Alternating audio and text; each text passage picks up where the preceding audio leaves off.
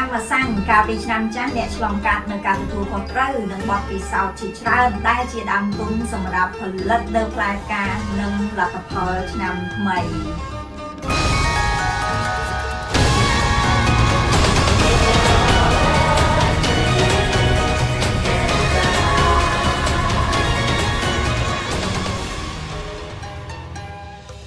ឆ្នាំម្សាញ់ឆ្នាំថ្មីនេះអ្នកមានធម្មពលពិសេសមួយចំនួនដូចជា Striving Star ជាធម្មពលដែលពាក់ព័ន្ធទៅនឹងការរីកចម្រើនលូតលាស់ភាពកុនកើននិងឱកាសថ្មីៗដែលនឹងអាចពង្រីកការងារបន្ថែមស្ថានភាពនៃការរីកចម្រើនរបស់អ្នកមិនមែននៅសុខវាភ្ញាក់ឡើងវាកើតឡើងចំពោះអ្នកនោះទេប៉ុន្តែជាសកម្មភាពការងារមួយដែលអ្នកបានរៀបចំកសាងទុកពីពេលមុនឥឡូវនេះដំណើរការចាប់ផ្ដើមមានការរីកលូតលាស់ទៅមុខដោយសន្សឹមដែលធ្វើឲ្យការខិតខំរបស់អ្នកកាន់តែឈានមករកចិត្តគោលដៅប្រសិនបើអ្នកមានម្សាញ់នៅក្នុងតួខែអ្នកអាចមានការប្រម៉ូទនៅតួនាទីធំជាងមុនដែលអ្នកមានឱកាសបង្ហាញនូវភាពជាអ្នកដឹកនាំតាមរយៈសកម្មភាពការងារល្អដើម្បីសម្រេចបាននូវសមិទ្ធផលណាមួយចំពោះធម្មពល Heavenly Officer គឺជាធម្មពលមួយដែលពិសេសខ្លាំងជាងគេពាក់ព័ន្ធទៅនឹងអំណាចអ្នកអាចទទួលបាននូវអំណាចបូករួមជាមួយនឹងការគោរពការទទួលស្គាល់ពីសមត្ថភាពនិងការទទួលបានការគាំទ្រនិងលើកតម្កើងពីថ្នាក់លើបើអ្នកមានបំណងដាក់គម្រោងស្នើសុំការងារនិងមានការទទួលស្គាល់និងអនុញ្ញាតជាផ្លូវការរីឯធម្មពល Heavenly Shaping គឺពាក់ព័ន្ធទៅនឹងការជួបជុំមានពិធីអបអររីករាយជាមួយនឹងម្ហូបអាហារហៀហូនិងមានការចែកទាននិងបរិច្ចាគនៅធនធានផ្ទាល់ខ្លួនទៅកាន់អ្នកដទៃជាពិសេសធម្មពល Heavenly Chef គឺជាសកម្មភាពដែលពាក់ព័ន្ធទៅនឹងការរៀបចំចម្អិនម្ហូបអាហារដែលអ្នកចូលចិត្ត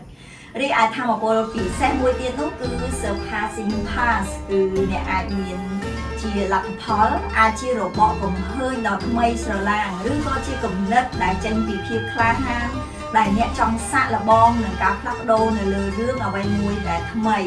ដែលអ្នកមិនធ្លាប់ធ្វើពីមុនមកចំពោះធម្មពល Surpassing Pass នេះអាចជាធម្មពលមួយពាក់ព័ន្ធទៅនឹងសកម្មភាព Breakthrough ដែលអ្នកចង់ជំនះទៅលើឧបសគ្គនិងត្រួសត្រាយផ្លូវទៅលើជំនាញការងាររបស់អ្នកនៅពេលដែលអ្នកកំពុងតែជួបឧបសគ្គអ្នកអាចមើលឃើញទ្វារមួយបិទនិងទ្វារមួយទៀតបើកស្វាគមន៍សម្រាប់អ្នកវាជាពេលល្អមួយសម្រាប់សាកល្បងនៅវិធីសាស្ត្រឬក៏ការធ្វើពិសោធន៍លើការងារថ្មីណាមួយទៀតធម្មពល Surpassing Pass នេះក៏ពាក់ព័ន្ធជាមួយទៅនឹងការផ្លាស់ប្ដូរថ្មីអាចជាឱកាសនៃការផ្លាស់ប្ដូរទីកន្លែង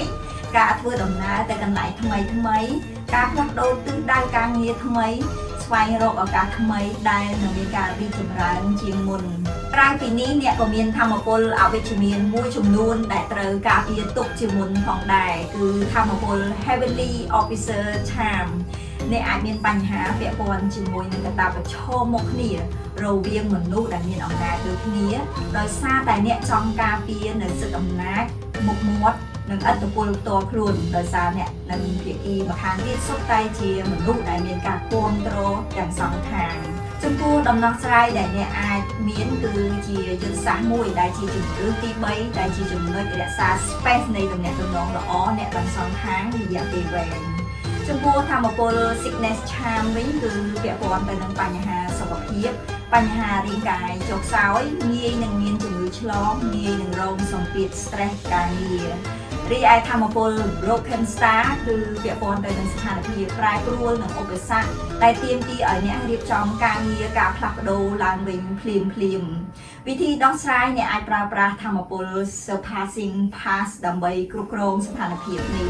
ចំណែកឯធម្មពល Death God វិញគឺពាក់ព័ន្ធទៅនឹងការបញ្ចប់អ្វីមួយអាចជាការបញ្ចប់ទំនាក់ទំនងជាមួយនរណាម្នាក់អាចបញ្ចប់ការងារឬក៏ project ដែលមិនរីកចម្រើនពីមុនមក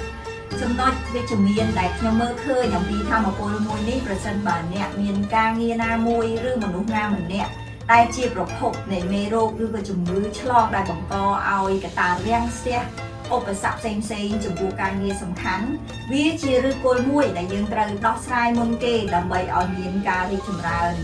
ជូនពរថ្ងៃចូលឆ្នាំចិនសូមឲ្យបងប្អូនទាំងអស់គ្នាមានសុខភាពល្អសុភមង្គលនិងការជួបជុំជាមួយនឹងក្រុមគ្រួសារដ៏រីករាយ កុំភ្លេចស្វែងរកសៀវភៅហុងស៊ុយឆ្នាំ2026ក្នុងនោះមានប្រធានបទសំខាន់ៗដែលអាចជួយគាំទ្រអ្នកឲ្យសម្រេចបាននូវគោលដៅនិងភារកិច្ចឆ្នាំថ្មី